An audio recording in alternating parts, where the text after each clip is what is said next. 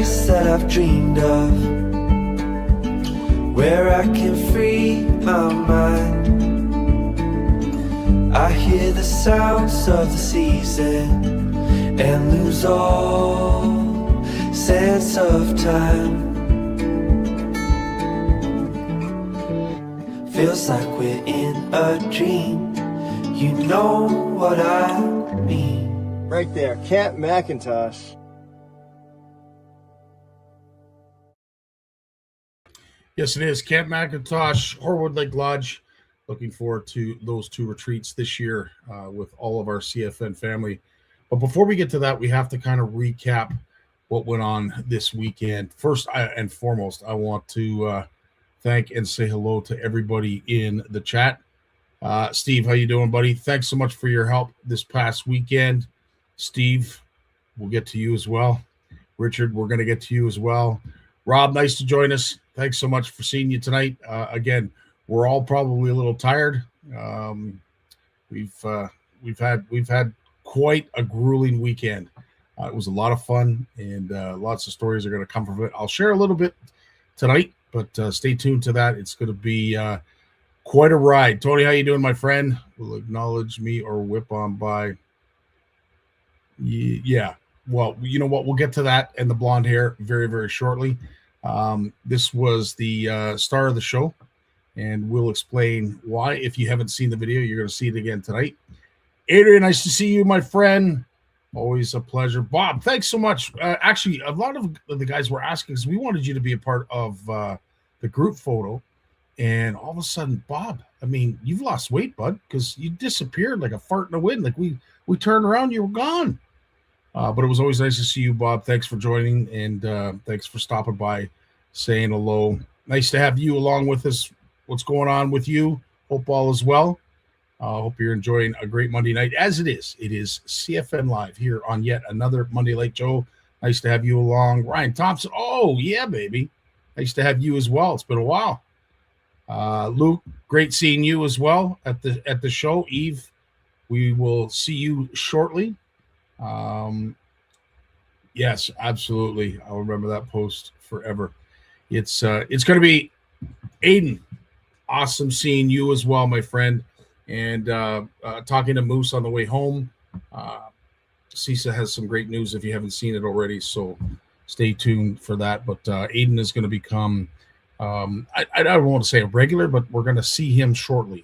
Him and his partner on our Wednesday night Power Hour.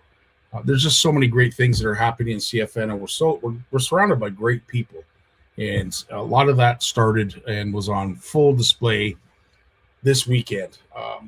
First and foremost, you know, Jim's casting pond. I know Jim's going to talk about it as well. This was a real feel-good moment for me. You know, you don't really what you should do if you are a leader of something, or everybody gets that sense of accomplishment. Well, this was my sense of accomplishment this weekend, and it was not just so much of everything that happened, but what a CFN gathering this was. The help that was offered by our CFN community, really, and Jim, as I said, will attest to it as well. We couldn't have done this weekend if it wasn't for all of you. Steve and I usually head up for this event, the Ottawa Boat and Outdoor Show, and we look so much forward to it. Steve and Jen are usually focal points there. I want to say a huge thank you to Lewis and Jenna, who really stepped in where Steve and Jen left off. And Steve, we're thinking about you and your dad. Unfortunately, some bad news in regards to health, and I know you're concerned with that.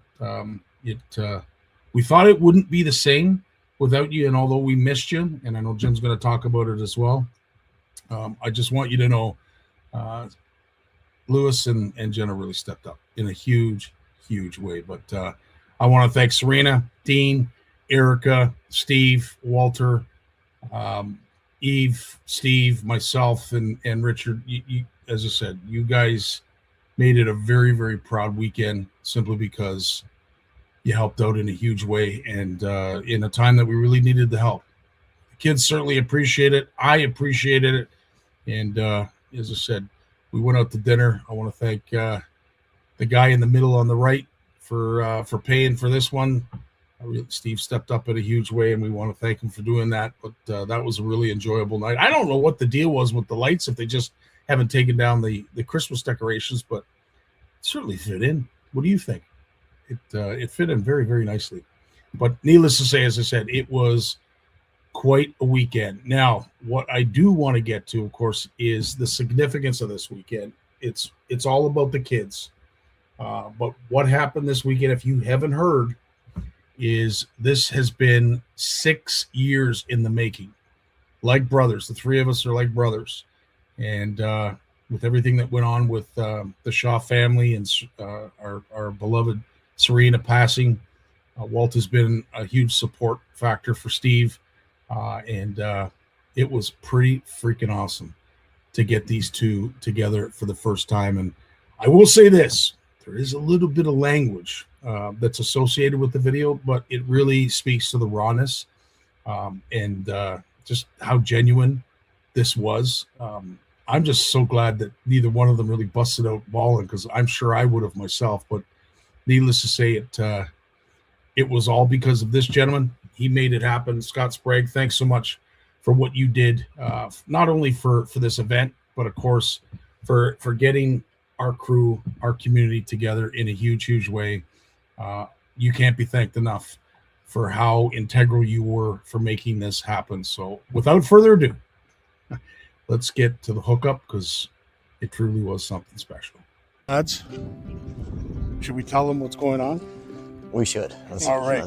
Here we are at the Ottawa Boat and Outdoor Show. You know Dean Howard. You know Walter Hunt. Walter has flown in all the way from Saskatchewan, and we are going to surprise a certain somebody, Steve Shaw, who has no idea this is happening. Tell us a little bit about the relationship you had with Steve. Well, I've been a legacy member now for 6 years. Actually, next month, March 20th, will be the anniversary of me becoming a legacy member. In the 6 years that I've been a legacy member, I've never yet met Steve face to face. I've met every other legacy member face to face, but I have not met Steve. This is going to be epic. Steve and I have this friendship. It's like a brotherhood. It's uncanny. I can't describe it. It's just, we've got this bond, we've got this closeness. We're like brothers, and I've been waiting for this day for 6 years. Well, without further ado, let's get it on. Let's get it All on. right, let's go.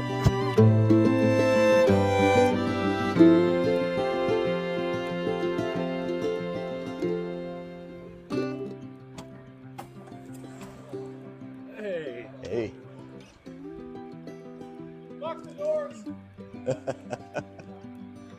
This guy. Stevie. How are you, man? I'm good. How are you? I'm doing okay, man. How are you? I'm good. Good, man. Jesus Christ. I know. 6 years, right? I'm scared. This is Six- awesome. 6 years. Sir. Been waiting for this I'm day. almost going to tear up. I know. I am. Holy I am. shit. I know. Ah, this is You look good, brother. Right on. I'm good, Jim.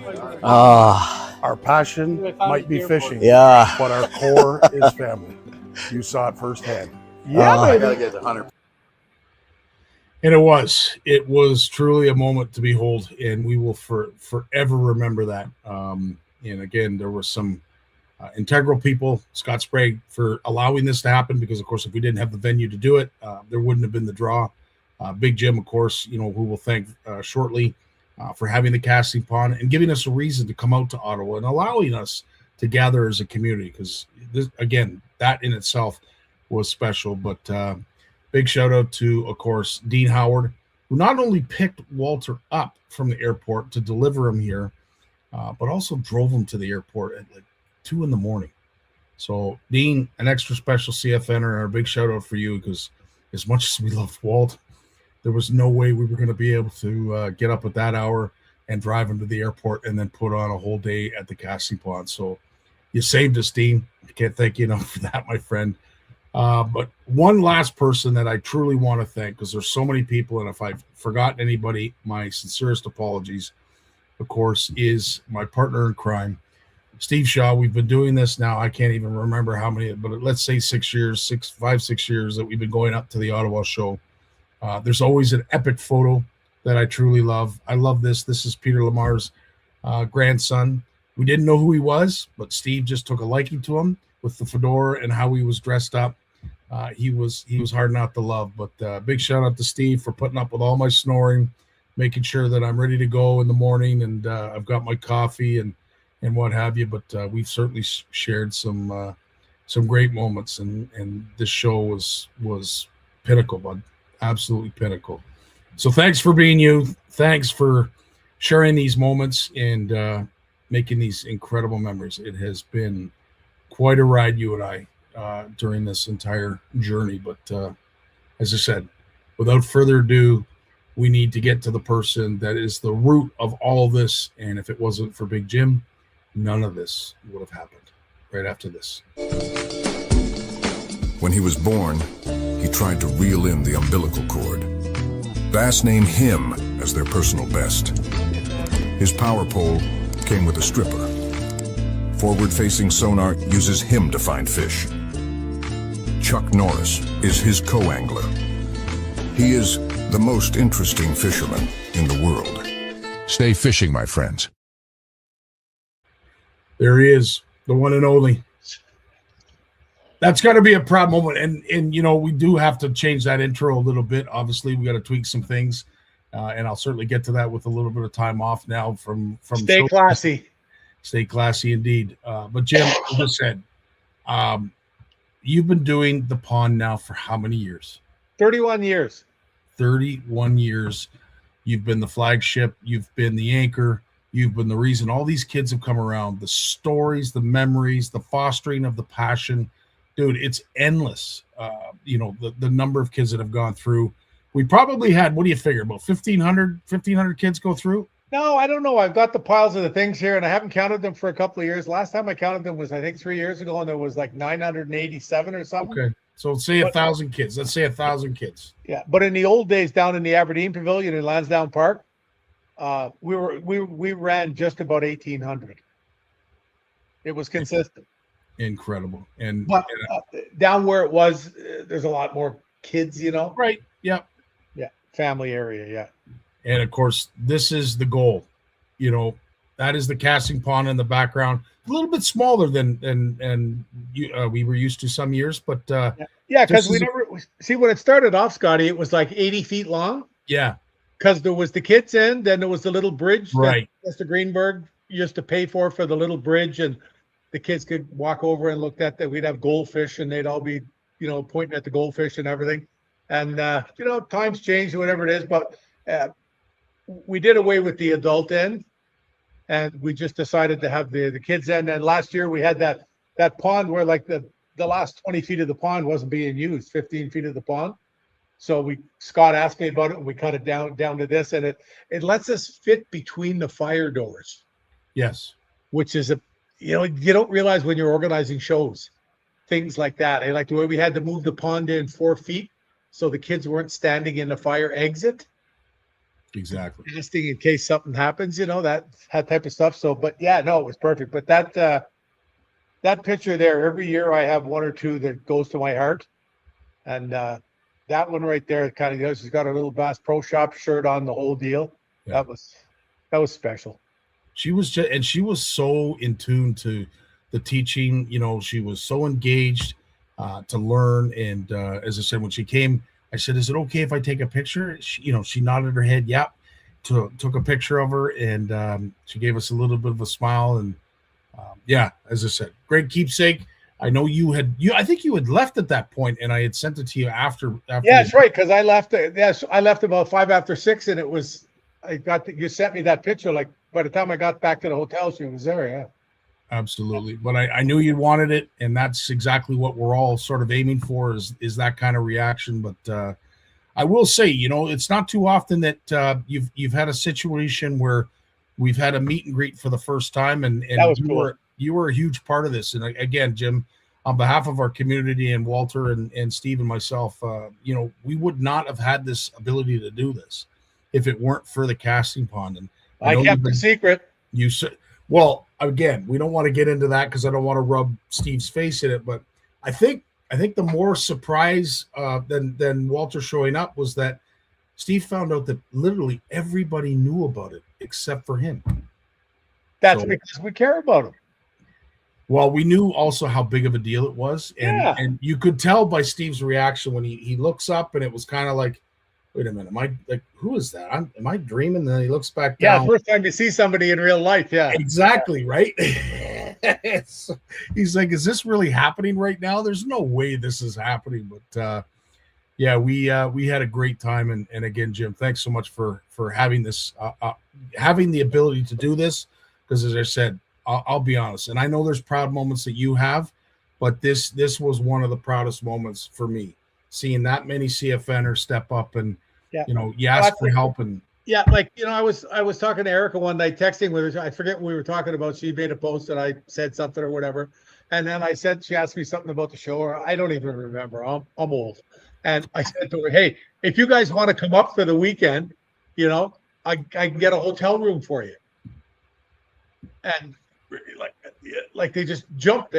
She came back to me like an hour later. I said, "Yeah, we're in," and she was all excited about it. And, several times they posted about it, before it. It's cool. But, there's an old saying that I'm a big believer in, and something I've never been scared to do. You hear these motivation guys like Anthony Robbins and these guys always tell you to surround yourself with the best people you can find, including people that perhaps are even more, like tuned to it or better than you at what you need done.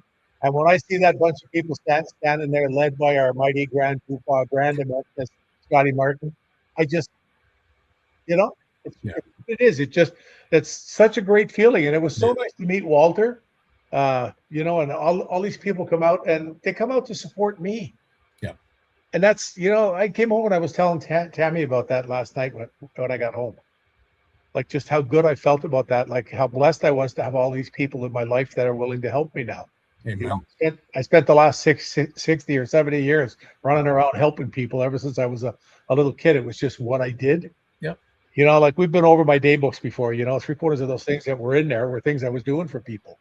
And it just always been like that. When I see it come back to me now, it's just, I could get a tear about it. It does. Yep. Yeah, it gives you, you get a little verklempt, and Gary, You'd be like the old lady fanning herself. yeah. Well, I do that on the regular, Jim, and I'm going to do it in a second because I'm going to show a picture that maybe some folks haven't seen, but I'm Was sure I the asleep? kids, this is actually really cool that Gary wrote this, because this is so on point. I'm sure the kids from 30 years ago have grown up and brought their kids to that pond this past weekend. Well done, Jim. Thanks for all of what you do. And can you tell a story or 10 of how that's happened? I've had so many funny ones. I had the kid come in about hey, you used to date my mom. I've told that whatever, like that was like, okay. whoa, time out, whatever. One of the best ones that was pretty good one. No, but one of the best ones was when a kid came in. He's standing there and he's about 15, and he's not standing there like this. He's upright. He's smiling. He's just ready to go. He's a winner, right? Yeah. And he's talking. He says, "Hi, Big Jim. How are you?" Whatever. There's a bunch of people talking to him. He comes over, and he says, "Oh, I did this summer. I caught this. I had that. Whatever." And then he says, "And I was in Ottawa Valley South Bassmasters, and they had a youth tournament." And he pulls the trophy out of the bag. And then his dad shows me the picture in this little book they have every year where these kids had come. And this kid started off, he asked me to hold him as a baby. Wow. I got the kid in my arm and I'm like, haven't seen one of these for a while, Is it leaking? No, that's good, whatever. But it just, and here the kid was, he was maybe, I don't know if he's 15, might have been 13, but whatever. But he had, that's where he came. It's where he started fishing. I gave him I gave him an FX combo one year, and his dad told me, he said, when he got that rod from you, he was hooked. And I'm sure you've done that with hundreds and hundreds of kids. And as I said, Brian's mentioned it here as well, for all you've done to help out and all you've done for others. Dale Bird from North Channel says the same. You deserve every minute, Big Thanks, Jim. Dale. And it's true. You've really gone to bat for a lot of folks. And George is saying, in your weekend moment, would this be a good time to send a couple of titaniums? Wait.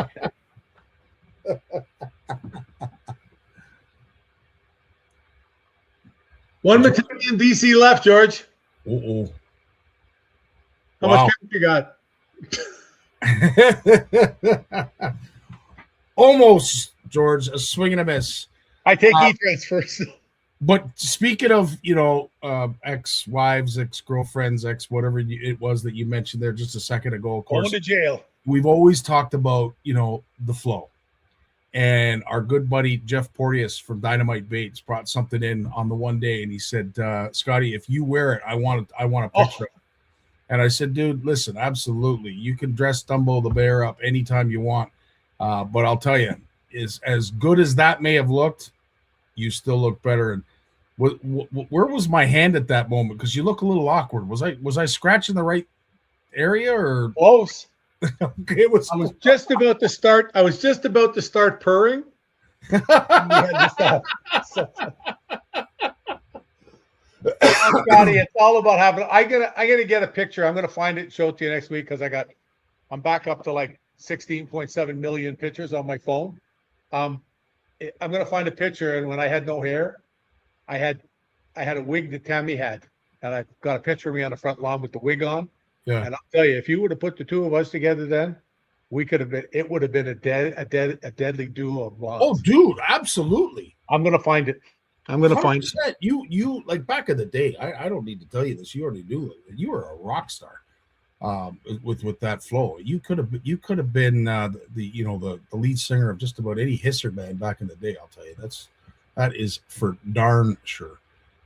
Brian, always a pleasure to see you as well. Thanks so much for stopping by and of course sharing your expertise as one of the many presenters. And Jim, you put that together as well every year, and you had an extra special someone show up, and I want to invite everybody to go over and see this video because the amount of knowledge that was shared from Mark Thorpe and Big Jim McLaughlin during their segment was By Mark Thorpe what did I say? Did I say?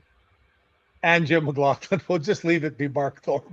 Okay. Well, it's I'm not it is, worthy. well, we all aren't, and I will say this. We're going to try and download it and keep it for as long as we can because that will be a keepsake. And why is it so special and why is it such a keepsake, Jim? Maybe you can share that. Mark's not a scientist by trade, anything but he's got a scientific brain.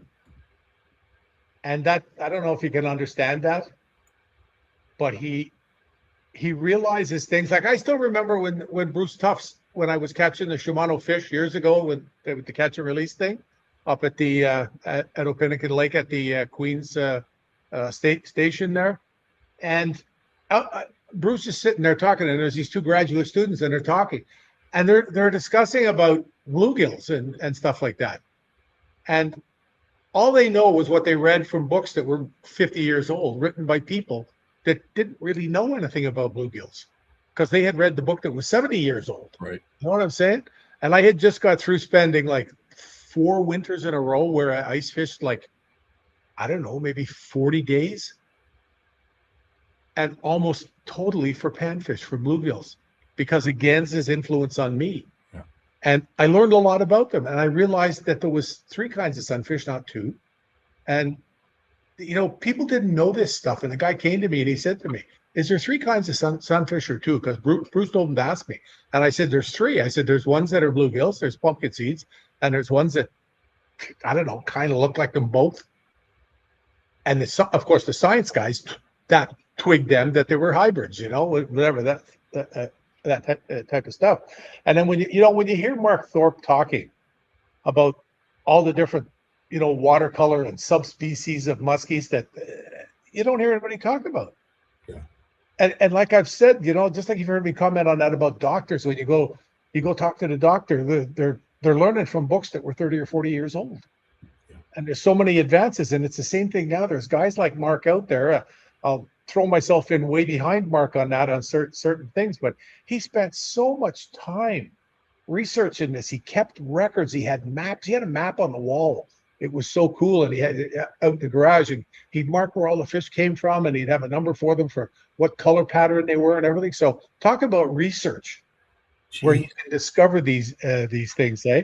But he is truly a master. I mean, he has Pete Mena call him up to take them out musky fish, and Jim Sarek calls them up, that kind of thing. There's just so many people out there, but there's 2 or 3 in Canada that have just gone above the rest. And when it comes to big rivers, there's Steve Lazarus and there's Mark Thornton. Yeah. And there's other guys out there that catch the shit out of them, but they're just fishing. They're not learning the same way. They're not learning all the other things like that. Like the fish he caught last year. Like you saw, he didn't want to talk about it. He didn't want to talk about it. He shared most of it with me. And I was like a couple of times he said, "You there?" I'm talking to him on the phone because and clearly it was a fish of a lifetime and something that he had probably been, I want to say, hoping for a number of years. But yeah, I don't know if it was 3 just because it was such a personal memory, or maybe he was going to get emotional talking about it. I'm not really sure. People always talk about catching 5-foot muskies. Well, no, you haven't. He has. And he's one of only 3 people that I know that have, and one, you know what I'm saying? That's incredible. It was a super heavy fish, but it wasn't very, very long, eh? 5 And, foot. it's just, not often. Oof. And I noticed a comment up here, Jeremy Parker, to see these are the kind of memories I love sharing with you. Jim, I remember you holding my youngest. Now he's 6'3" and 284 pounds. Still remember it, buddy. That's amazing. That's cool. Hope you're well, Jeremy. That is unfriggin' real. Again, I want to thank the one and only Scott Sprague, of course, for making this all happen. And what a show. What a jam-packed show. There really wasn't any room for any other vendors this past weekend. And for a lad who has really wanted to make this grow, I know you've helped, foster that and sort of point it in the right direction, Jim. But Scott's really embraced it, and a big shout out to him for, of course, being innovative and open-minded about the whole Made in Canada. Yeah, open-minded. He's open-minded about everything, Scotty. Yeah. Like when Dan asked him to put the fly casting lane in the back. Yeah. Boom, it's done. That kind of stuff. Like when I drove around there on the buggy there. Yeah. Before the show opened a few times, I couldn't believe there wasn't a square inch that didn't have something sitting on it. And the boats, Jim. You mentioned the boats down on the far end, how close they were together. You literally could walk from one boat to the next. If you opened the doors on a pontoon boat, you could have just stepped from one to the next until you came to an aisle. Incredible. I'd never seen it like that. It was very, very impressive. From what I saw, there was a lot of people. Everybody I spoke with, there was not one negative Sally in the bunch. No. Not one. And that just doesn't happen. I think the only downer was, of course, the result of the Canada-US game. It certainly held things up on the Sunday. But folks, as soon as I guess they wanted to get some reprieve and wanted to spend some money to brighten their feelings and themselves, so they showed up. And I tell you, like when it was 4:00 and the place was ready to close, there was lots of people still milling around. There was a lot of people still milling around. Yep. Well, see, they probably came a little later because of the hockey, maybe. Yeah. It doesn't take many to make it look that way, but get back to Mark. I was talking to him, and there was a guy contacted him right after we were there. I forget the guy's name now. Apparently, he was there, and he said to Mark, he said, "You and Big Jim should write a book together." He said, "I'd be happy to work on that to help you get it started." And I told the guy, I said, "Well, when it comes down to the muskies, when I joked in the beginning, I've caught, I don't know, about 350 or whatever it is myself. And I only did it for a few years, but tooth and nail. And Mark talking about catching 400 to 600 fish a year. And it's all in the books. It's all there. Every person's name, the length of the fish, whatever. Of course, there's never a weight because they never weigh a fish. That kind of stuff, And he just brings something special to him. Like I joked about me being there being like a 13-year-old schoolgirl that just got a new phone. And he's my buddy. I've spent dozens of days in the boat with him. We used to go drink beer together. You know what I mean? Yeah. And still, I'm in awe of him all the time. Hey, what's in his head, somewhere along the way, needs to go on paper. Amen. It would become like a new standard, because when you think of what they used to do, even just 25 years ago to muskie fish, whoever went to look for muskies in the middle of the lake? And I'm not talking about forward-facing sonar. I'm talking about way before forward-facing sonar. Absolutely. Look at Sarek, what he was doing, fishing in the middle of the lake.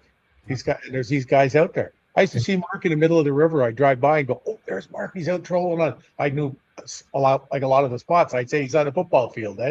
He had this spot that he used to fish. It was about the size of a football field, and it was the same shape, and it had distinct geological corners. It was like a plateau up off the bottom.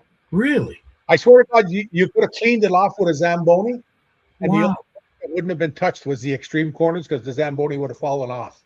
Wow. Yeah, he'd cut across the corner, and you'd see it come up and go right back down. When it would come to the corner, it was just, what he's learned, what's in his head, how to apply it. You can't. It's not there anywhere. I know there's a couple of guys in the States that talked about putting books together, because a lot of other people are kind of getting onto this stuff now too, 100%. They're getting onto it, but it's definitely different. We and Brent was there. It was a musky heavy list of presenters. I will say that. And again, the knowledge that has been passed on and is now being passed on by those who have learned from you and Mark and various others truly is inspiring to me as well. And Brent's been at this for a number of years.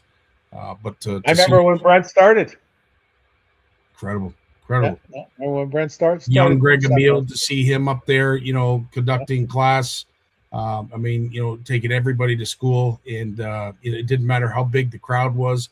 He was game, and just listening to him talk, it's I don't know, it's a proud moment for me, because I've known Greg since he was just a young man, and to see him blossom to where he is now, and speaking as eloquently and as knowledgeable about trolling in Lake Ontario and the certain species of fish that he targets. It's like, holy smokes, dude! Have you ever evolved into this encyclopedia of knowledge? And it's just like, I remember talking to Greg the first time about when he talked about fishing, and I know nothing about this, about thermal plumes and temperatures, things in the lake and that, and following temperature, like using the temperature like structure almost.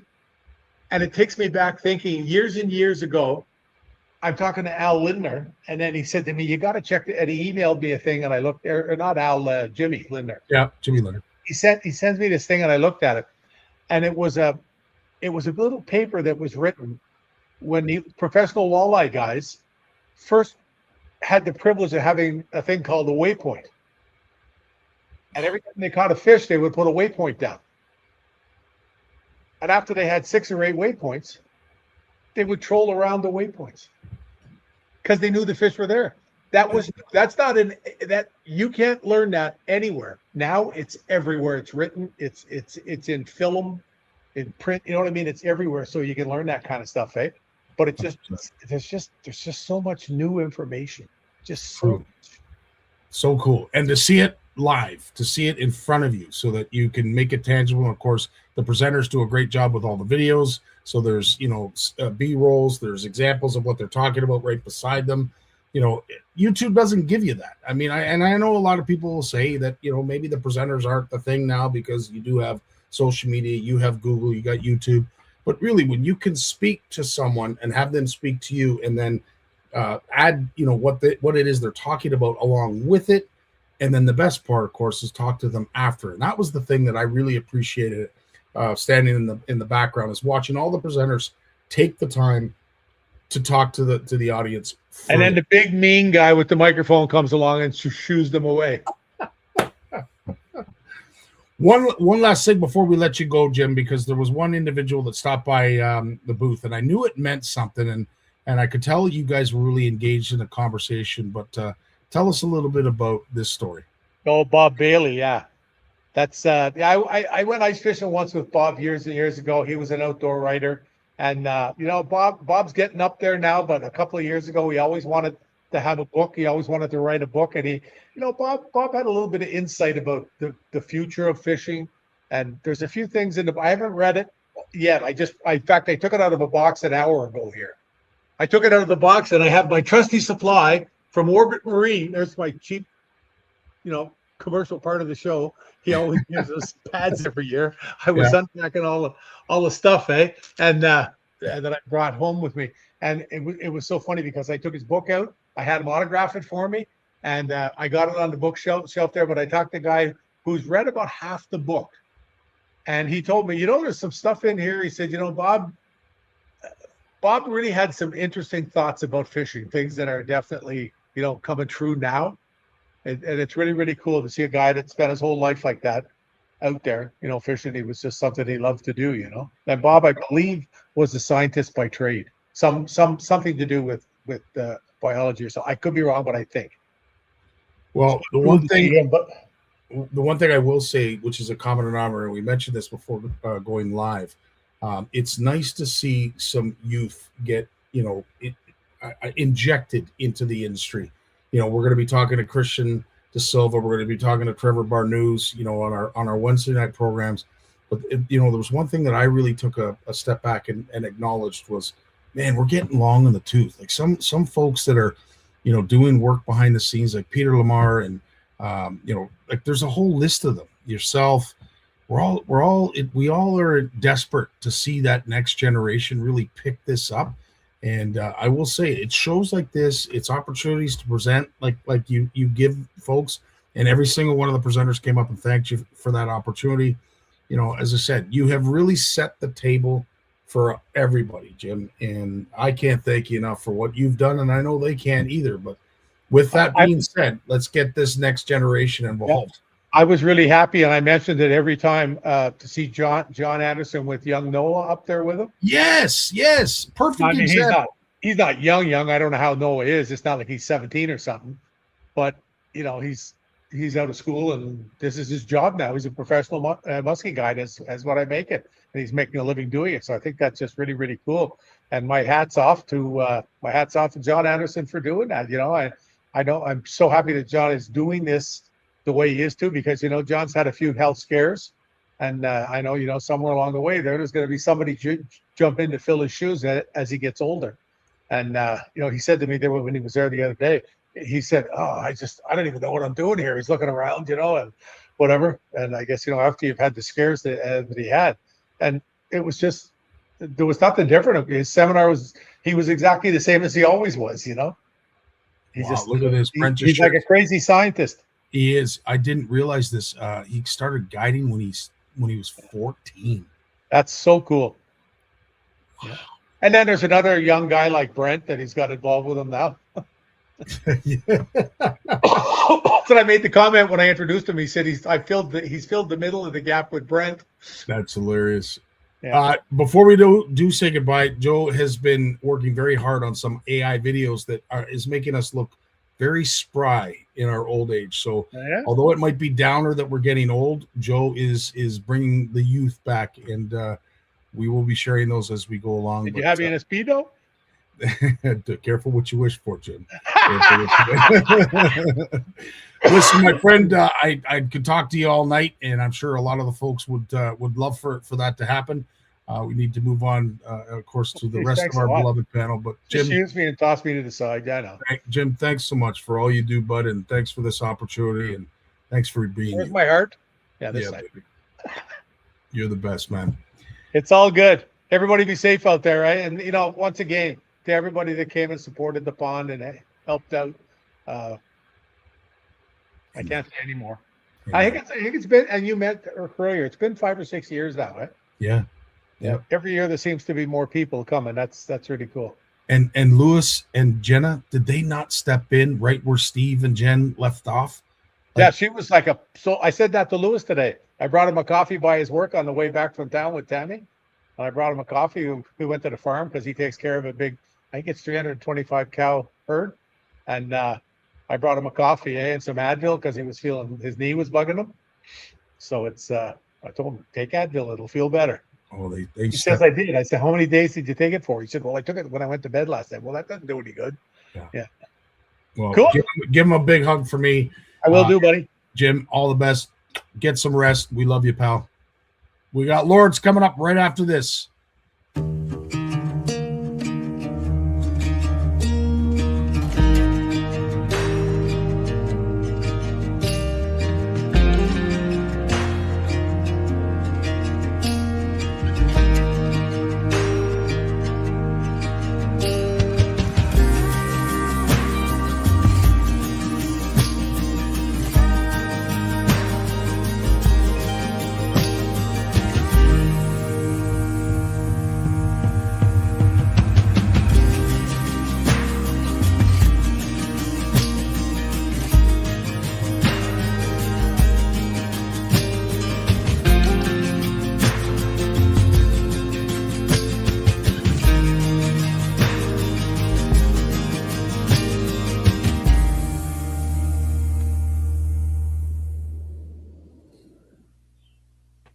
There he is, the one and only Lawrence Gunther. Hey, buddy. And listen, before we go on, I know everybody knows you as Lawrence Gunther, but you shared something this weekend that even I didn't know. But Gunther is not your last name.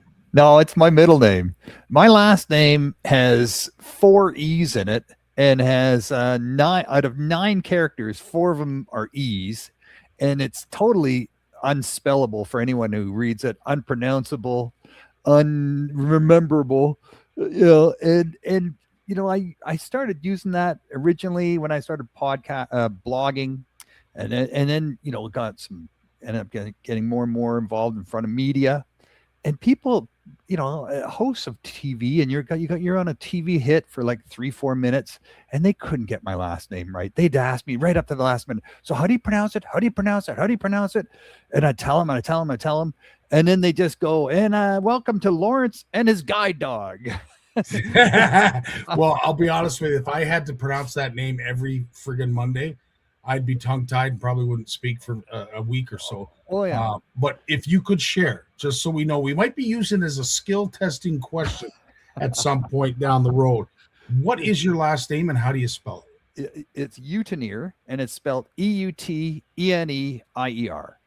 Now, if I say it in little groups of 3, it's not so bad, but people, they look at that name and they go, what? And they drop E's, and anyways, it just never goes well. It never goes well. If you look at it, maybe you get a little bit of help, but it's for privacy and just for, a funny name, and you're trying to get some brand recognition for what you're doing. And I got this cool middle name, and it's got a gun in it, like Gunther. And I'll just use that, gives me a little bit of, kind of makes me sound tough. Chicks dig it. The chicks dig it. Yeah. Oh, guys dig Gunther. Chicks like Lawrence. Good choice. Well, Lawrence. it's an ear. I will do my best to make sure I can remember that. But Gunther is who we know him as, and Bluefish Canada and Bluefish Radio is how we all identify him with. And this is, I'm showing a picture of your booth on full display. I really want to get your take because just because of the number of people that came by to see Jim, you had the opportunity really to listen to the voices of those who showed up to the show. I'm sure shared a lot of, in-depth or maybe some insightful ideas, feelings that are going on currently with the industry and probably the world as well. I know Luke Gerard was there at the booth for a number of hours as well, just passing by and saying hello. But Luke's been a long time volunteer of Bluefish Canada for years. There you go. Perfect. Oh yeah, like he's done the Toronto Sportsman Show with us. That was a 5-day show, and he'd help come down and work that show with me. And so yeah, he's been a great help, and he knows Bluefish Canada's programs. He knows the drill at the booth, and he just, man, it's so nice to have him hanging around and helping out, and he's really good with people. He's just a great guy. He's just a great guy. Yeah. Absolutely. His wife Tracy, I tell you, she certainly knows how to pick him, because Luke's a gem. I didn't realize he was a volunteer. That is so awesome. Yeah. So some of the conversations that you had with Luke, some of the conversations you had with others that stopped by the booth. Can you share some of that with us? Some of the things that you learned about, heard that you weren't aware of, or maybe share a concern or three of folks that stop by. I'm not going to mention names, like people who have a big role in the fishing industry and are needing, sponsorships and depend on those sponsorships from the industry. They have to be careful. I learned that when I've had on the podcasts many years ago, all the TV hosts that host the fishing shows in Canada, and I got to know them all really well. And they're big believers in conservation. But they're not going to get preachy or advocate. They're about entertaining and teaching, right? And teaching and not sort of necessarily advocating for change or advocating for doing things differently. But then, you get them one-on-one and there's no mics on, and they'll come to me and say, Lawrence, something has to be done about this, or something has to be done about that. And then they kick it over to me. And because they know that's something Bluefish Canada is. We're about the future of fishing, right? We're about the future of fish and fishing. We're blue about the water. You got to take care of the water. You got to take care of the fish. If you're going to have those, you take care of those two things, you'll be able to go fishing.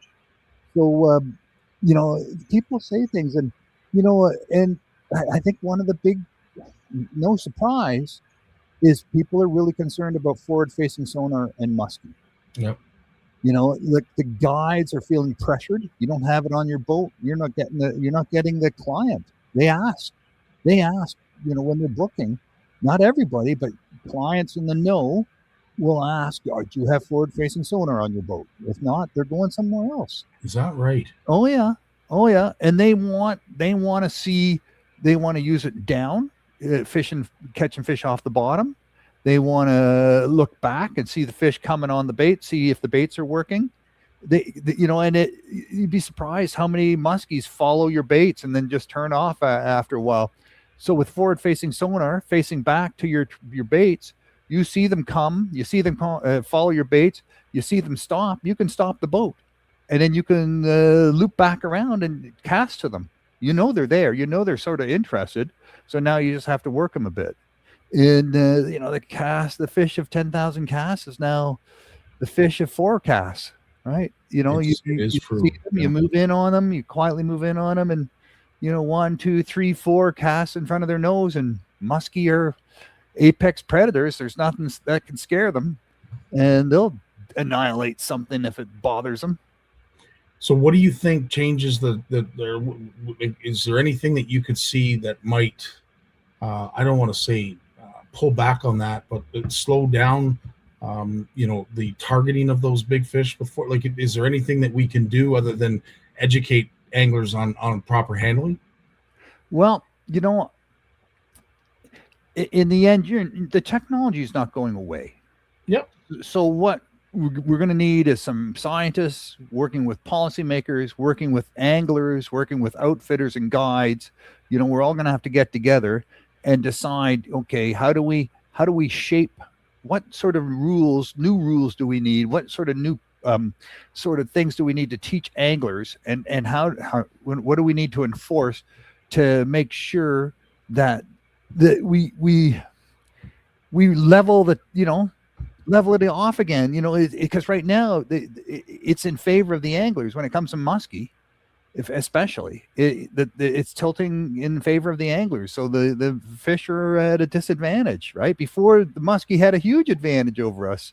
If you're lucky, you get one. You'd see one in a day, and if you're really lucky, you caught one in a day. But now it's definitely tipped in the balance is in our favor now. So is it possible to be as drastic? And I know guides and charter captains are probably going to hate that I'm mentioning this. But is it a quota system that we need to go to in terms of number of catch or caught muskie when it comes to forward-facing sonar? I asked a question at one of the first muskie odysseys that was put on at Carleton University, and it was a whole day of presentations from anglers, from scientists. This was 20 years ago, and I said, why are we using so many big treble barbed hooks on muskie baits? And the scientist who was presenting said, that's a good question. We really shouldn't be, because it's causing a lot of injury to fish. But then, he got a lot of daggers stared at him from the audience, and then he revised his answer and said, but because you're only getting one bite every 10,000 casts, you got to make it count. Yep. You got to make it count.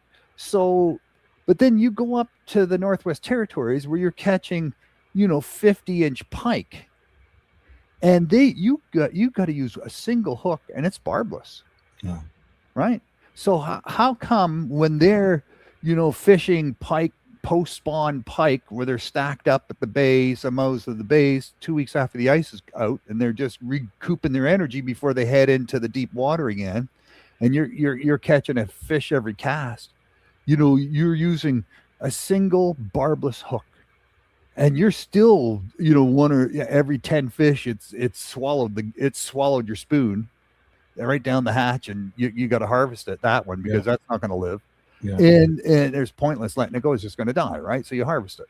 And but we're using, look at the musky lures we got, right? 3 big treble hooks, and not one of them's barbless. And we're still thinking, you got to make every bite count, because it's only going to be, it's a once in a lifetime fish or whatever. Mm-hmm. So maybe we need to start rethinking some of that a little bit, right? Well, I think what we need to do is get all of the muskie experts, if you will, in a room. And there were certainly a handful of them available this past weekend in Ottawa. And I know they are as invested and as passionate about these beasts, these majestic beasts, as we are. But perhaps they have some ideas, and it's not to take away from anybody's livelihood. This is not an anti by any means discussion, but it is concerning, and you're not the first one to bring it up, and I'm sure other folks, and I'm sure Brent's brought it up with close friends and other colleagues. Brian, I'm sure the same. It is a discussion that probably needs to be had, because I don't know what damage we're necessarily doing to these fish, targeting them in that deeper water.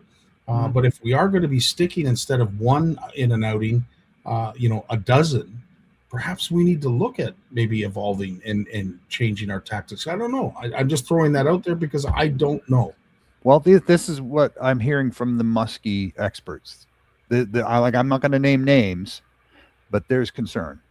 Like Ottawa is one of the few places in North America where you have naturally, wild muskie that are breeding and sustaining their population. It's not a put and take fishery. It's not a hatchery fish. These are wild, grown in the wild muskie. And, we have pike, we have muskie, we have tiger muskie, we have spotted muskie, we have trophy muskie. We have trophy muskie, right? And people come, and they know with social media, they know about the Ottawa River now. They're coming. And because they're coming, they want guides, and the number of guides on that river, up and down the river, all the way from Montreal, all the way up, and even along the St. Lawrence River, the number of guides is growing. And so there's competition for the clients. There's more and more fishing pressure, and but the fish population, you can't just say, okay, we need more fish. Hello, we need more fish. It's going in the other direction, right? Because there's fish that, there's guiding going on in the summertime and when the water's hot, and there's people fishing deeper and deeper for them, because turns out, when muskie are on the bottom, that's when they're doing most of their feeding. When they come shallow in the 6 feet or less water, they're using the sun to crank up their metabolism so they can digest what they ate, have a big, poop, and go back down and eat again. That when you see them in the weed beds in the shallows, they're not eating, they're digesting. But you can always get them to hit if you get something in front of their face and make them mad. But when they're down on the bottom, they're feeding. They're eating mostly catfish. Mostly on the Ottawa River, that's their main diet, is catfish. So there's things we know now, and we see, with forward-facing sonar, we see fish moving around, and we see where they hang out. They're creatures of habit, and there's we're gonna have to do something. We're gonna have to definitely do something, I think, because people are worried. I'm not going to start saying what's going on in the Ottawa River, what people are telling me in terms of the population or the size or anything like that. It's just hearsay. We don't have science on that, but I'm just hearing from, what people are saying. And like I said, they come to me because they know, we work with scientists, we work with, experts who may be able to put their mind to this, right? And think about some way of adjusting it. Dr. Stephen Cook, he wrote an article about this in the Globe Mail, and man, that about forward-facing sonar, and that article still pops up in the social media. It's still, he was warning about this. And I should also take this time to mention that Dr. Stephen Cook, who runs the fish lab at Carleton University, he was just appointed as a commissioner on the Great Lakes Fishery Commission. So he's one of 3 Canadian commissioners now on the at the Great Lakes Fishery Commission. There's 3 American commissioners and 3 Canadian, and normally those are high-level politician type people, like governors of states and things like that, right? And so for him to be appointed as a commissioner, that's a pretty big deal. I'd like to think he's certainly put the work in to deserve that incredible designation. Oh yeah, as you said, that is really something. From the fish experts and biologists standpoint, that's like making it to the Hall of Fame. Quite an honor, and especially quite an honor to know Stephen over a number of years. That's truly something. Mm-hmm. Brian is sharing your sentiments. It is concerning watching people chase fish down with forward-facing sonar. Jeremy Parker comes up with an interesting idea, and of course, Jeremy, I can attest to this because it is one of my biggest fears when we run the CFN fish off. Is of course muskie is part of our species, and it's part of the species that we can target, and it concerns me, especially when we run it when we do later in the season when the water temperatures are as warm as they are. Maybe a tighter season, July when water temperatures are 80, we should not be fishing them. Is that such a horrible idea, Lawrence, in your opinion? Well, you look at tarpon down, the tarpon sport fishery down in Florida, and people were concerned that these are fish that fight really hard and can blow a gasket, if you're not careful, and die, or if they're super exhausted, they can be. There's a bunch of sharks that are just waiting for these dozy fish to be put back in the water, and chomp, lights out. Yeah. So the rule is now you can't take these fish out of the water. You cannot take these. You can catch them, but you can't lift them out of the water. You cannot bring them over the gunnel. And we've done the same thing on sturgeon on the west coast of Canada, right? If it's over, if it's over 60 inches, you cannot lift that fish out of the water. Even if you get in like that was what guides would do. Is they always, when you're fishing for the big ones, they just put the boat and nose it into the gravel, and then you're fishing into the deep water. And then when you catch a fish and you reel it over to the boat, you get into the water. They give you some hip waders to put on. You get into the water with the guide, and you stand there in water up to your waist, and then you lift the fish out of the water. The two of you together, someone on the boat snaps a pick quick, and then you put it back in the water and you let it swim off. It's out of the water for 10 seconds. That's not on anymore. That's against the law. That's against the, so there's rules that will come along. Absolutely. And, we just have to figure out which ones fit with this fishery, which ones they can live with. And what do we need to do to make sure it happens, right? And I will say this, I'll go on a limb and say this. If there is a species or community that follows a certain species of fish that's going to get it done, that is going to get it done properly, because I know they're so invested in, the longevity of these fish and making sure that these fish are going to be around for a very long time, are muskie anglers. And George actually shares some information here, which I wasn't aware of, but I know he's been an integral part of. But the MNR it has and is collecting data on angler catch rate and angler success relative to sonar use and the type of sonar.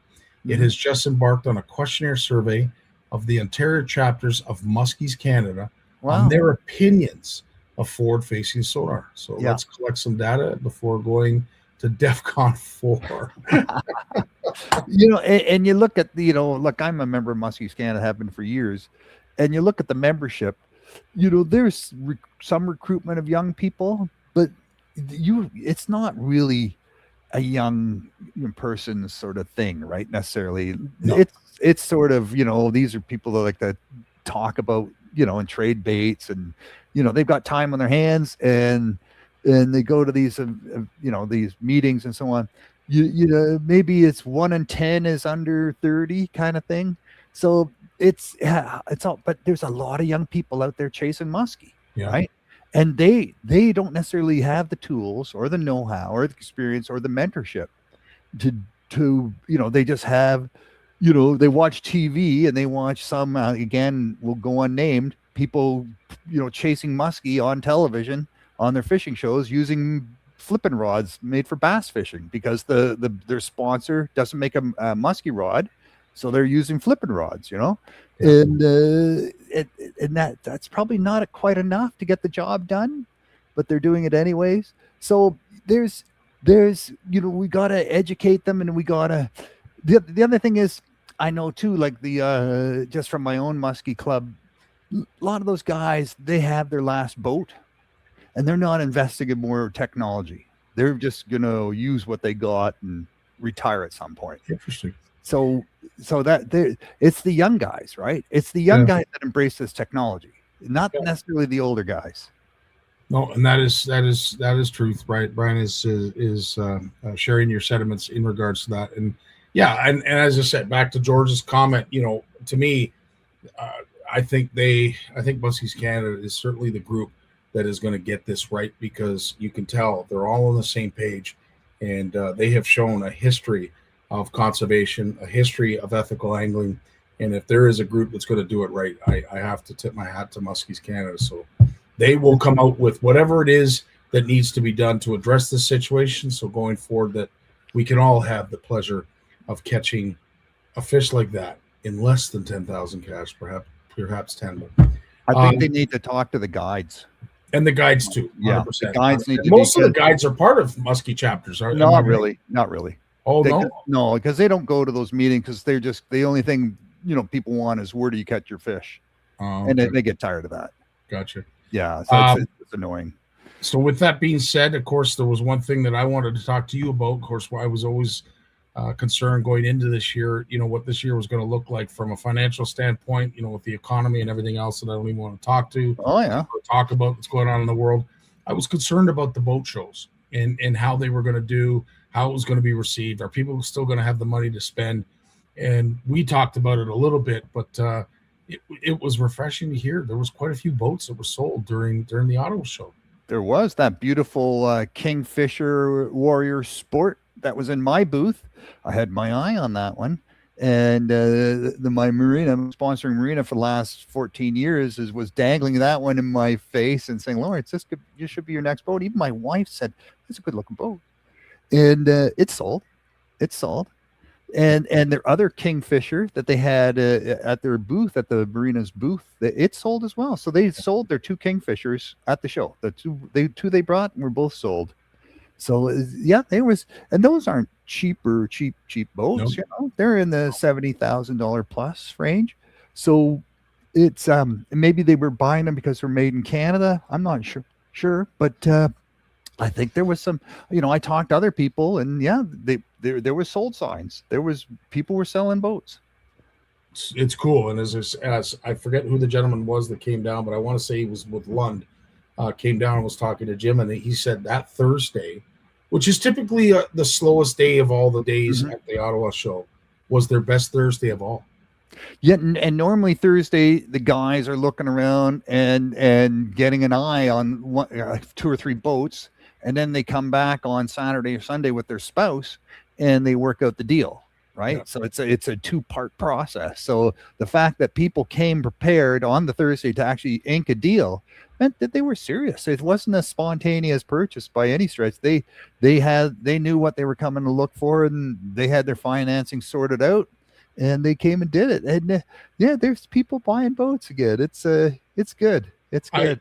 I'm thinking that people are just so fed up with being cautious. They're throwing caution to the wind. They're saying, I want a boat. I want to be out in the water.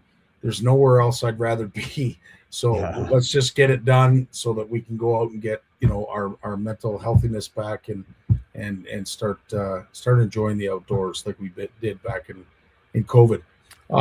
Entry level boats were being sold, as well as the last boat of your fishing careers were being sold. It's so true. True. Any other takeaways from people that approach the booth? Lots of people interested in conservation. Lots of people interested in stemming the spread of invasive species by boats. This is a big. We've talked about this in Ontario. It's big in Quebec now. Lake associations. Where you have a bunch of cottagers who own cottage property on a lake. They're really concerned because they're seeing what's happening to other lakes with invasive species are brought in, normally in boats, by boats, in boats. And when you move boats from one lake to another, so they're thinking, how do we stop this? How do we stop the spread of invasive species? That's huge. And it's not necessarily zebra mussels. It's everything, everything from aquatic plants to bugs to mussels to fish, you name it. That's a big problem. A lot of people were talking about. One thing I did notice though at the show is there was a lot of dogs, eh? So Steve mentioned the puppy that you had in your booth. Yeah. What a coat it had. I don't even know what you call that, but I know there are women that spend an awful lot of time in a hair salon to get those curls. So that dog, I'm sure there's a lot of women that have hair envy with your puppy. But yes, you are right. There were a lot of dogs there. Yeah, like interesting. That puppy is my eldest and youngest daughter's Lily's puppy. She bought that Chesapeake Bay Retriever, and she's gonna raise it.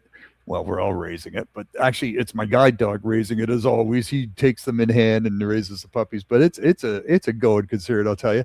But there was a group there from Quebec, a volunteer organization.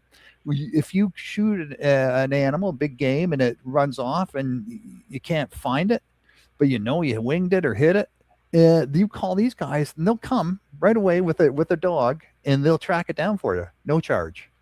That's so cool. So that was really cool that they had that going. And then there's a group, the MNRF, they brought in a stalking dog, and they're catching poachers, and maybe they don't catch the poacher, but they're finding things that the poacher was using: shell casings, knapsacks, gloves, anything like that they leave behind. They get that, and they can often use that to find the actual poacher itself, just track them down, and they got evidence, right? So there's a lot of uses of dogs happening, and it's pretty exciting. People love dogs, and you're going to see more of that. Not necessarily hunting, but definitely, there was a group right beside us. They had these German pointers that we're bringing over, and those dogs are there they're like duck hunting dogs. They retrieve, they don't flush, they don't chase down, they stay with you until you shoot the bird, and then you say, go find it, and they bring it back for you. So it was just a real cool bunch of dogs around there. And it was so nice that people could bring their dogs.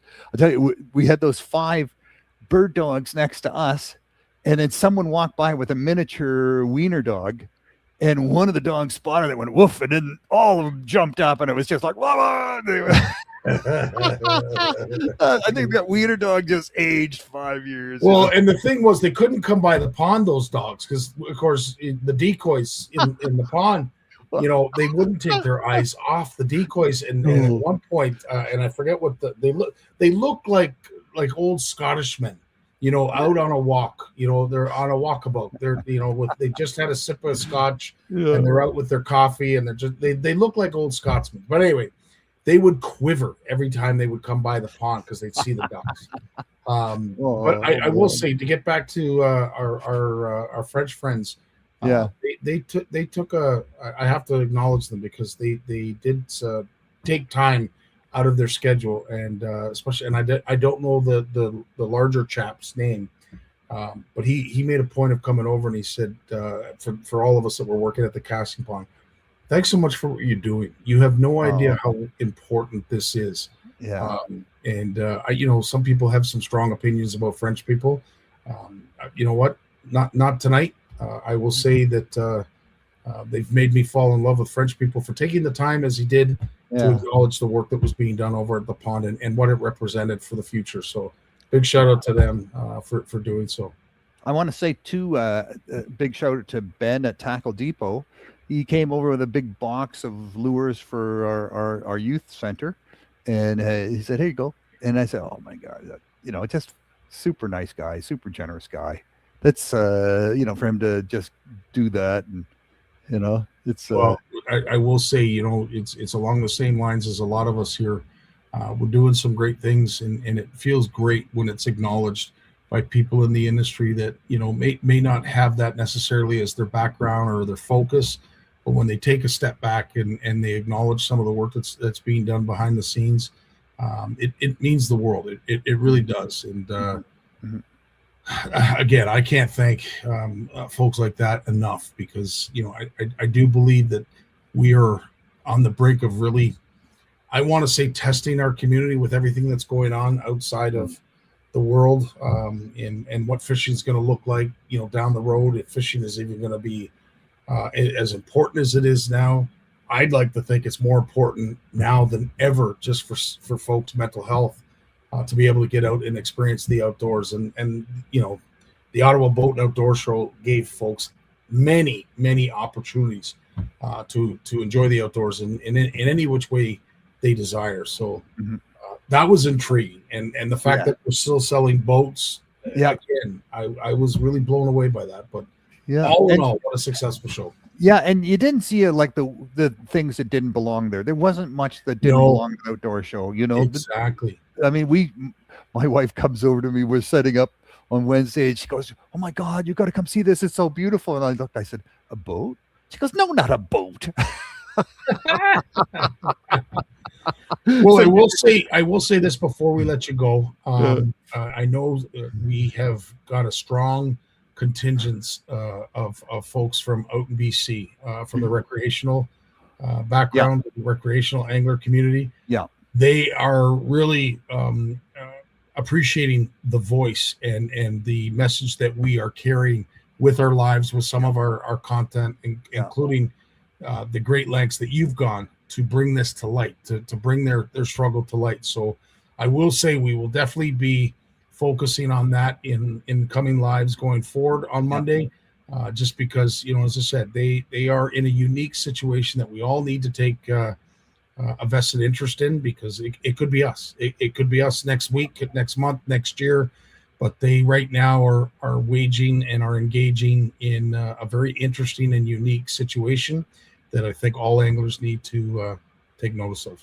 Yeah, they are. And I was just talking to Dave Brown, one of the co-founders of the Alliance, Pacific Fishery Alliance. And, they had a team of 7 people come. They're all volunteers. They all, raised some money, put some money in themselves. They spent 4 days here in Ottawa. And I interviewed them. It's on the podcast. The last podcast came out on Bluefish Radio 2 weeks ago, week and a half ago. And so we're going to interview another one. We're going to do what happened in Ottawa. And that's going to happen. And we're going to record that in the next couple of days. So that should be out hopefully by the weekend. Right. And sort of, okay, you came to Ottawa. This is what you wanted to get. These are the messages you wanted to get across. How did it go? What's the work still needs to be done? And where are we on this? So stay tuned for part 2 of that podcast series. That'll be out in the next 3-4 days, hopefully. And we should probably have them on at some point, maybe to have a discussion with them on Monday Life, and give them their proper due, just so folks out in the East, get to hear what's going on out there from the horse's mouth. But in the meantime, I want to say thank you to Lily, as well as your producer, Ann, and your wonderful wife, Ann. Not to mention, the brand new puppy that was very loving and welcoming to all of us. We really appreciated that. But Lawrence, as always, it's a pleasure to share your time. It's a pleasure to share your booth space and to share your ear. It was a lot of fun getting caught up this weekend. Good hanging with you too, my friend. And my only regret was we were facing away from the pond, so I didn't get Jim's help out with the fish on. Those times when I'm at the booth by myself and someone's standing in front of the table, and even though I got this here, they so, maybe they don't, they don't. And I got my white cane laying on the table in front of me. They don't get them. They don't figure it out. But normally Big Jim would just yell, "Fish on!" And then I just know, oh yes, hi, can I help you? Well, he did tell us a story that went a little bit further than that, and all I can say is he said to me, Lawrence, it's a good thing that Lawrence is such a good sport, because I do believe there was a particular show where they were yelling that out at verbatim, and there was nobody standing in front of Once in a while, or or Big Jim would just cast and land some big weights on top of my tent cover on the roof. All I can say in that case, thanks for taking one for the team, and better you than me, pal. You have yourself a great night, my friend. Thanks again for doing this and for all you do for our community. We can't thank you enough, Lawrence. All the best, my friend. All right, man. Yeah, take care. We got Jay Barnucz coming up right after a word from his sponsor. The fear of failure is failure itself. The world of science rewards the ones who are willing to try and fail. Because without the courage to embrace failure, ideas remain ideas. But with that courage to fail and to learn, ideas can change the world. So Jay, you kind of had the weekend off, and you know what? I envy you, because it was actually not a bad weekend once the weather was all said and done on the Wednesday. It turned out to be a half decent weekend out your way. Did you end up getting out fishing? No, I didn't actually. So this past weekend, we actually received news on Friday. I might have mentioned a while ago, my grandmother's been in the hospital for a couple months. Yes. So she's getting discharged on Tuesday to go home. Oh, okay. Yeah, so that's great news. So good. But, okay. Good. You know, when seniors are discharged from hospital, yes, like it's very last minute. Like all of a sudden, it's like, okay, we have to mobilize. So we actually spent my sisters and I and my cousins. We were over at her house, like prepping it, like, you know, making sure she has things where she needs them. There's a PSW coming in next week as well, all that kind of stuff. But we were very busy doing that on the weekend. So it was nice weather. But to be honest, like, you know, Trevor and I sat down Friday and we were like, what do we want to do this weekend? But this weekend, with all the warm and wind, like a lot of the nearshore ice was kind of falling apart. We got some cold weather coming in this week, which is good. It's going to kind of lock things up again. Because of all the rain we got last week, the rivers were a little high. So I'm like, you know what, it's just not a good weekend. So it's kind of a good weekend just to get caught up on things around here. And actually cleaned up some of the fishing stuff, charged some batteries, organized some stuff, you know. So it was just kind of one of those weekends. So I was checking out some of the live streams from Ottawa that you guys were putting up. Good job on that, buddy. Thank you. And it was great to just sort of be involved in that show at a distance, just to hear some of the great speakers and stuff. When I had a chance, I would tune in. You know, it was interesting. Unfortunately, Jim Wilson, I wanted to tape his so badly because he's such a stellar supporter of ours and does some great things and is offering up something actually for folks that are going to the retreats that I will be sharing later. But the unfortunate thing is I had done Brent, I had done Brian, and the battery died in the phone. So unfortunately, I didn't get all Jim's. But what he did share, there was a lot of important information within that segment that did make it to the live that I think folks should really take, you know, whatever time I was able to allot to his segment. Please, I encourage you to listen to it because there's some really helpful stuff there. But to your point, yes, the presenters, Greg, you know, as I said, he's a master in front of a crowd now. I don't know if he had anxiety back in the day, but he certainly doesn't now. And most of the folks that got up there and spoke, like even Brian, I asked Brian Sturch, you know, how many times have you done this? And he said, I think this is my 4th or 5th time. Nice. Again, you would have thought he'd been doing it for decades. So they certainly got their wits about them, and we don't have to work on their confidence, which is nice. Yeah, dude, it looked like a great show and a great turnout. And it was good seeing all you guys helping out. That's awesome. So, you know, and it's what's nice too is this time of year the weather can be so unpredictable, but you guys had good traveling weather, like for the most part. That's what it looked like to me, which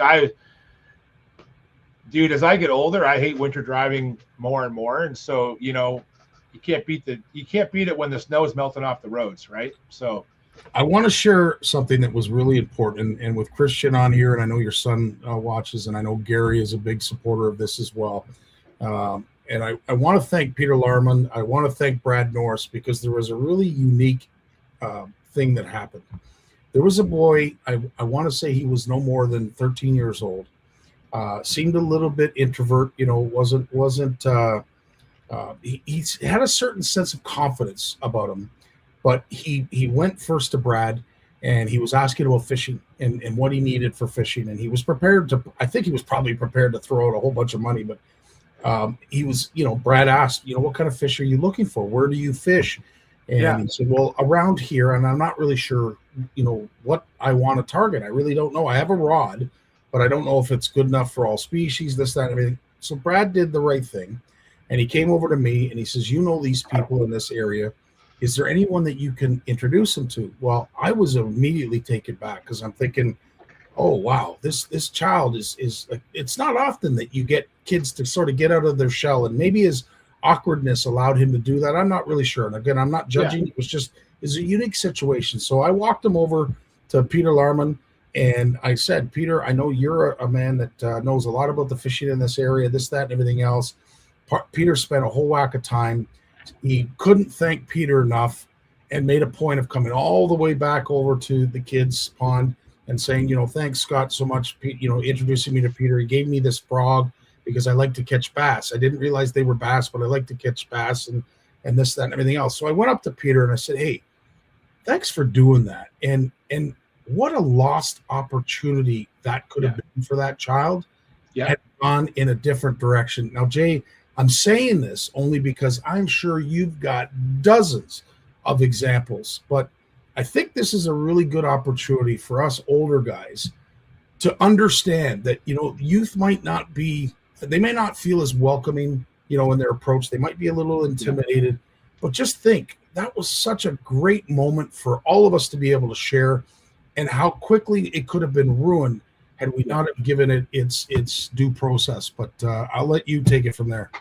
Yeah, like I think when you're at these shows, some of the best memories I have in the fishing is actually at shows, not even on the water, because of stories like this. And one thing I've always tried to tell Trevor when he started interacting with people at trade shows, right? I'm like, sure, we are trying to help dealers sell products. Agreed. Peter wants to sell products, but you kind of want to do it the right way. And I think the right way is basically what you're telling me here, Scotty, which is, like, to me, this is my interpretation. I love walking up to someone. Like, if I didn't know you, Scotty, you walk up to me in a booth, and you walk in and you're like, especially a trade show, it's probably might be your first trade show of the year, could be your first trade show ever. You're going to walk in and you're literally overwhelmed, potentially. And I see this face all the time. First thing I always do is I always ask, you got to make a connection with that person. Why are they there? I'm perpetually the 10-year-old Jay going to the Toronto Sportsman Show when I'm at these events. Like, I'm 51 now, but I'm always that 10-year-old kid that my grandfather here took me to the Sportsman Show. And I remember going there, and I got a bag of stuff, and I was getting like catalogs and brochures, and it was having people ask me, hey, where are you from, man? And I'm like, oh man, I grew up in this little place called Delhi. And they're like, oh, nice. That's near Lake Erie. I'm like, yeah. And you'd have guys asking me, like, what do you fish for? And I would tell them. And they're not trying to sell me anything. In fact, most of them don't care if I buy something or not. Yeah. It's making that connection. And you guys, that connection was made with that young angler, and that is so important. That's where impressions are made. And whether you sell that rod or that reel or not, it doesn't matter. Chances are they're there to buy something, and you can help them pick out what they need, maybe even what they want. Maybe they're looking for that, I want that real special rod and reel, that one that I've been saving up for. Great. But even if they don't, you've made that connection. You've talked to them. I'll tell them where I'm from. I want to know where they're from. And now in my line of work, I'm spoiled because I get to say, like, oh, where are you from? And like, oh, I'm from Port Loring. Oh, really? Well, you must do a lot of ice fishing for crappie in the wintertime, right? Like, or they'll say like, oh, I'm from Iron Bridge. Oh, that's great, man. Well, you must go for pink salmon there in the fall. Like they like to, like, I know so many of the water bodies, I'm a little spoiled, right? But I love that connection so much with those anglers. And then whether they buy something or not, they've made an impression. And most years, those same kids come back with their families, with their moms, with their dads, with their siblings. And that's what I've enjoyed. I've been doing this kind of stuff for 15 years now. And that's my most memorable moments, is ones like that. And especially when it's a team effort, you know what I mean? Where it doesn't matter who, it doesn't matter what company you're repping, what dealer you're repping. Everyone pitches in and helps that young angler out. That's one of my favorite things. Amen, brother. Amen. I will say this, and I think it was an observation that we didn't share as a group, but I think I can share this now. I was really taken aback, and this isn't, a competition by any means, but I was really taken back by the number of young girls that came to the casting pond. Nice. And not only like had this insatiable desire to learn, but when they would succeed, like when they get the fish inside the ring, the sense of accomplishment and the sheer passion that they would share with us, it makes it all worthwhile for us. But I have to say, like, young ladies, really, man, I tell you, are I don't know, they're stepping up in a big way, and on a majority basis, I would have to say came out of their shell a lot more than the younger lads did. And I'm not sure what that is, but if it's the OWAs, the GCFAs of old, I mean, if it's all that kind of work that's being done, if it's the mums, the dads propping them up, whatever's being done, it is so cool, because back in my day, young girls were very, very timid, they weren't willing to come out of their shell. And the one thing I did notice was that there was a good majority of these younger girls that would step up, learn, and achieve and be successful, and had the patience to be successful. That was the other thing that I really noticed. So big shout out to the ladies. The young ladies are coming up through the ranks. Good on you. What I've noticed a lot along that same line is, especially the way you guys do the casting pond there, and I know from running casting ponds myself, quite often, the young boys will show up, and they've already been fishing with their dad or their mom or their grandpa or their grandma, and they already have a certain confidence about them, right? And that's great. Love it. Love the confidence. Like, I'll be there, okay, and I'm talking about kids, like single-digit aged kids, okay? And I'm showing them how to work the rod and reel, and these young lads, they're like, back off, man. I got this. You don't need to help me. Quite often, a lot of the younger girls don't have that confidence, but then you give it to them. Then they've done it, and they walk away confident. Like, they're like, yeah, I can do this. I've seen my brother do this. I've seen my cousins do this. I got this now, right? That's what I love, that confidence. Like, that is so, man, that gives me confidence. That inspires me, right? And I think I've noticed that more, like, along what you're talking about with the younger girls, where they come in and they're not timid or shy. They want to try it. Yeah.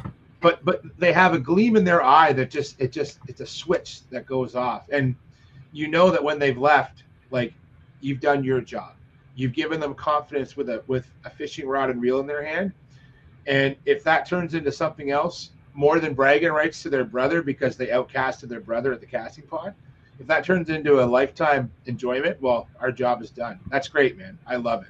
Yeah. Amen. No, as I said, it was something that I noticed, and I thought I'm glad I thought of it, because I wanted to give it its due course, because at the end of the day, these young girls would come up, and you could tell, just as you described, but to be able to high five them by the end of it, and their sheer excitement, like, holy crap, I just did that. Yeah, like, they were so pumped. It was an awesome takeaway for me, and I wanted to share it with you, because I know you've had probably 100 of those experiences. It's been great, man. I love that kind of stuff, and I don't get to do that as much as I used to. It's very, very cool, and it's something that will certainly keep us all going if we do a lot more of. As you have mentioned many times, I swear our tastes when it comes to social media are very aligned, because I see when you like something, it immediately shows up on my timeline, and I'm sure it's the same with you. I downloaded this video. It's a bit of a trailer. It's a segmented trailer. I didn't share the whole thing just because there's a lot of credits at the end, but it seems to be going on in your backyard. So I wanted you to sort of step in and tell us a little bit about the significance of this, because this is truly something cool. Let me post this. Yeah.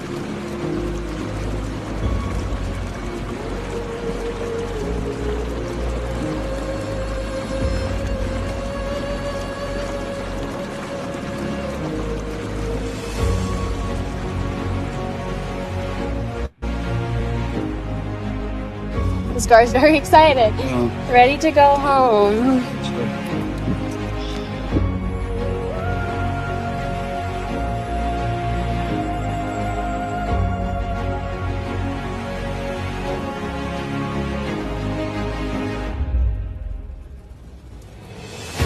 The spotted gar is very unique in the sense that it can actually gulp air.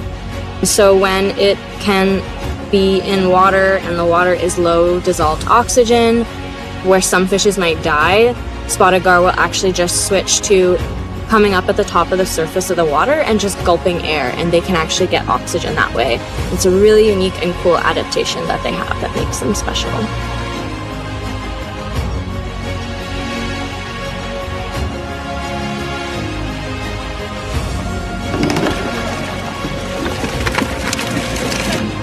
Hello, my friend. We tagged about 60 fish in 2023, and then we tagged just over 100 in 2024. That's a lot of fish, and then it sort of dives into the credits and whatever. But I just want you to, first of all, the video, the one part of it is the fact that they'll come up and gulp air like a human being. Yeah. That is amazing that they're able to evolve and adapt to that. But tell us the significance of this. So and what else they're doing. Yeah, let me tell you a little bit about the story too. This trailer is very cool for a few reasons. Number one, the film is made by a gentleman named Greg McLaughlin. Greg is a local videographer from Norfolk. It's funny you found that real, because it's a documentary he's producing, right? And he's done documentaries on, actually him and Cynthia, who works for him, and a few other staff. They've done great documentaries on rare birds, herps, so turtles, frogs, snakes, like all kind. And what Greg does is Greg has a real passion for outdoor research, but he's a videographer. He's not a biologist. But what he started doing is he's living his dream, and he started making these videos he's a storyteller. Does that make sense? Like, yep. That's what Greg wants. And so he started up this company. Now he actually has had this company called Work Cabin for a long time. And anyone who's in my line of work knows who Work Cabin is. Work Cabin is a company that they actually tailored to helping people like myself find jobs. So it's a cabin where a website where you would go to and find work. And then Greg has morphed this into a film company where he goes around and tells stories about different things. And this is one of his first, pardon my pun, his first dive into the fish realm. Okay. So this is a trailer for a documentary he's working on. And I really should share this picture if I can. So I'm going to share the screen. Share screen. Okay. So this picture there's three people here. Now these are three people that I know pretty well, especially on the right here. That's Craig Patterson at the St. Clair Region Conservation Authority. He is their manager of biology department there. I've known Craig a long time. And then Ranger, I forget her name on the right here, Emily. She goes by Ranger M. She's on Instagram. Great account to follow, Ranger M. She's doing all kinds of work with fish and mussels and the outdoors. But in the middle is this PhD student, Dominique Rambal. And Dominique is working on spotted gar, and that's who you see in the video. You saw a bit of Craig in there too. No way.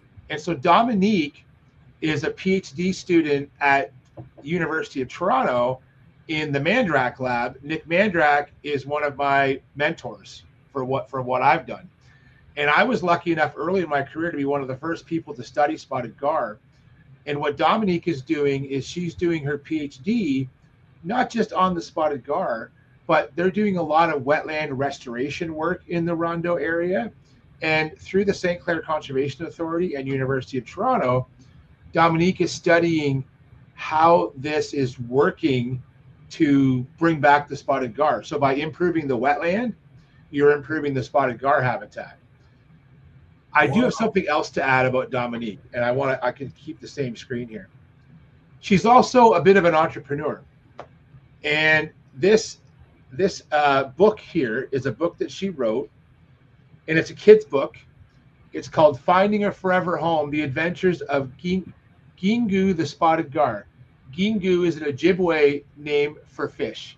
If you didn't know that, if you want it, so in the Ojibwe language, Gingu is fish. And so she's written this children's book about spotted gar. And I'll put a link into the chat.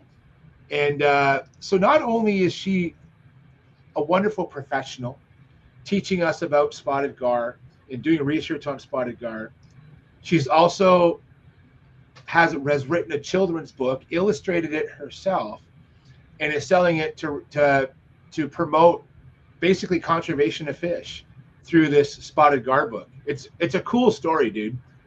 So holy smokes. Yeah. I didn't know it was going to go this. Wow. That's always changed. So when Greg made this video, tagged me in it, because even though I'm not officially involved with this video at all, he knows my history with that fish.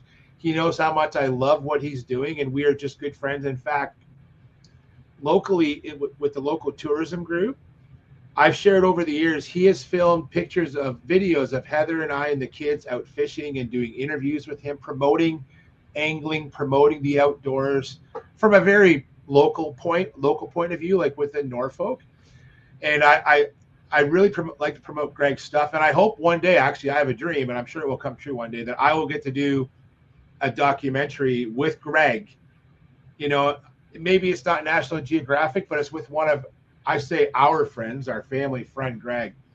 And it would be cool to share my world with him. And I haven't been able to do that yet, but what he's doing with Dominique, it's amazing. And it's just, and I shared I think I shared a link to the spotted gar. I'll share it in the chat now. So the spotted gar is a species at risk in Ontario. Now, we were talking before the show about spotted gar. And spotted gar it's a gar, but it's only native to 3 places in Canada: Point Pelee Park, Rondo Bay, where this footage comes from, and Long Point Bay, where I hang out. They're quite rare in Long Point, but they're quite common in Rondo. That's you know a good pike net when you see one, Scotty. That's a classic pike net. No kidding. And that needle there is they're putting pit tags into the gar so they can actually identify them later. And yeah, it's just so cool to see this happening.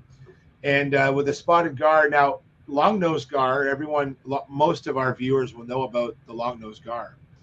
They have spots, they do. But if you see in this footage, the snout of the spotted gar is very short and wide, and it's very different than a long-nosed gar. In fact, the spotted pattern is very different than a long. In fact, these guys look like mini alligator gars to me, right?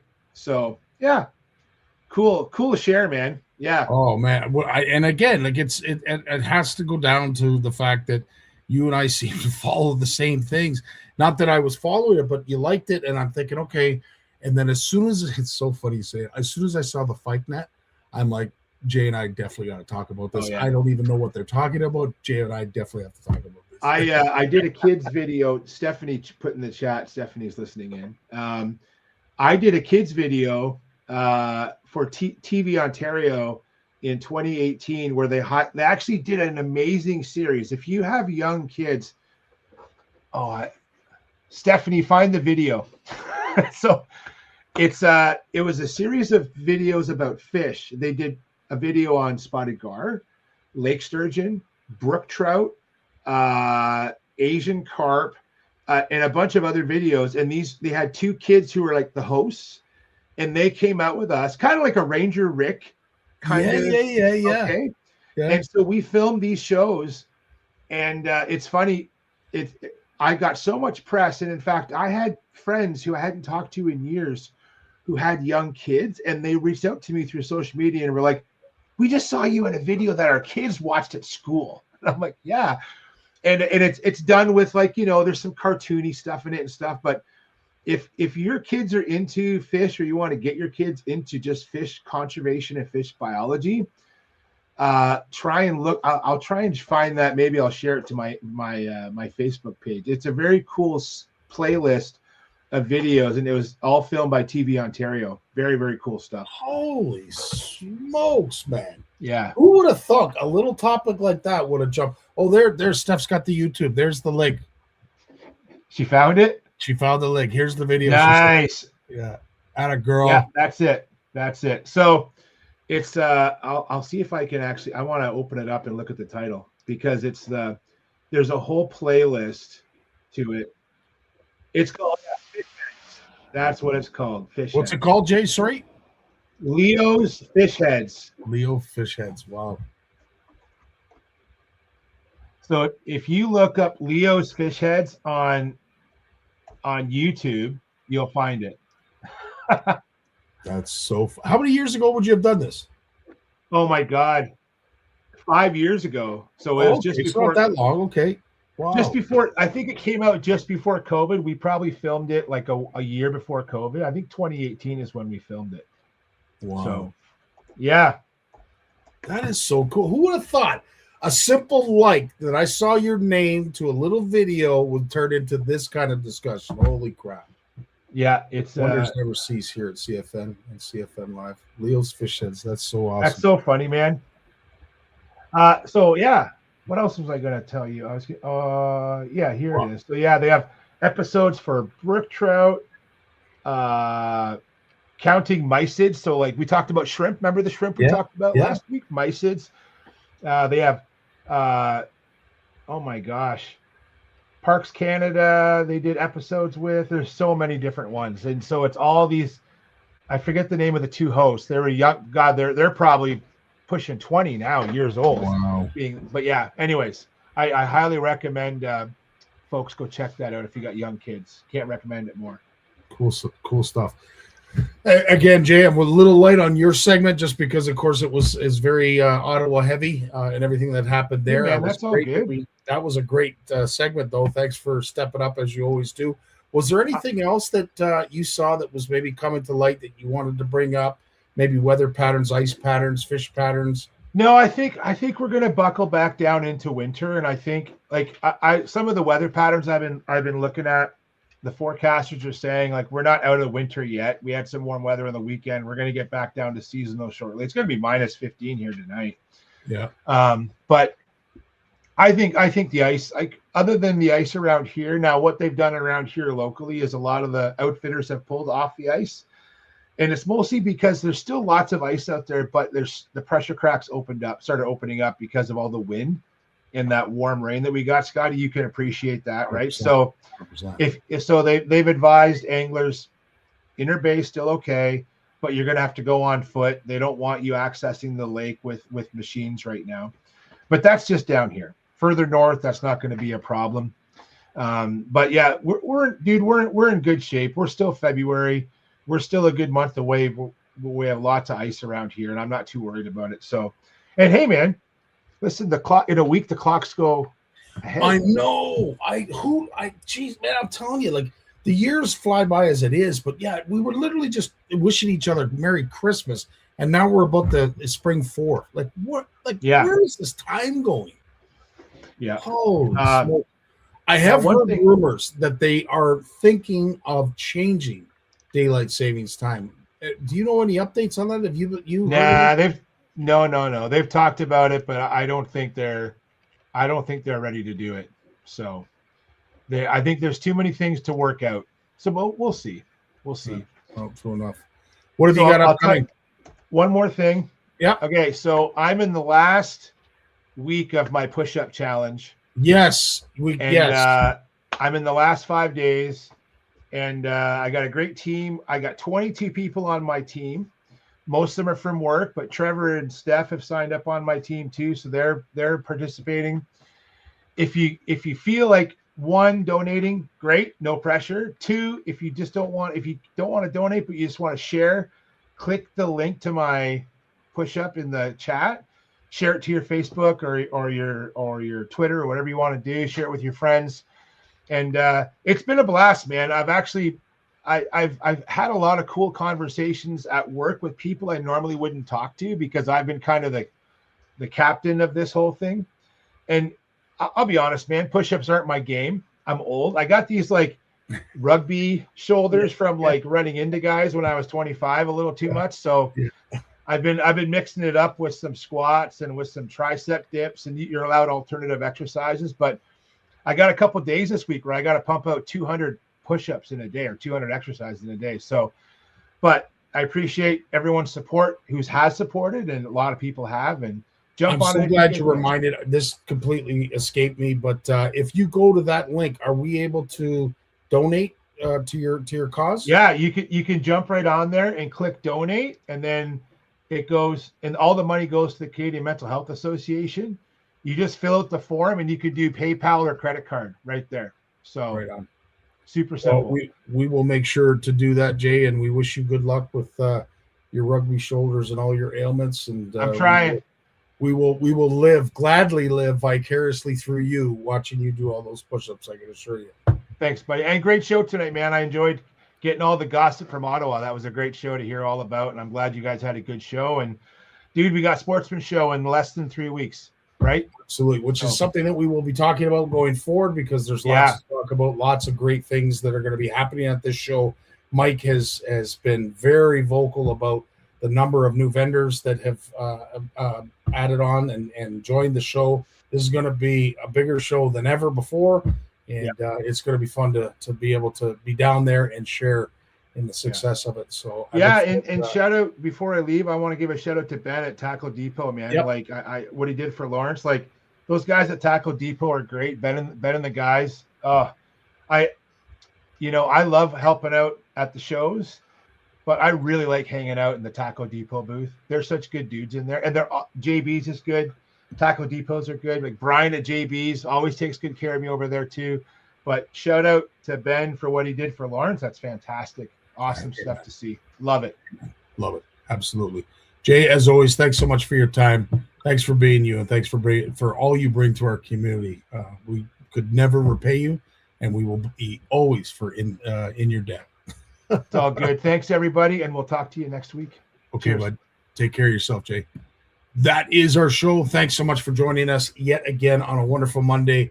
Right after our show has just concluded. It was a show of all shows just because of what it meant. Some of the great memories that were shared. But as I said, to wrap up, because there's no better way for me to acknowledge everything that happened this weekend, as we've talked about in great length. But again, to give due to our CFN community. You guys were on full display. You were a huge help. You were a guiding light.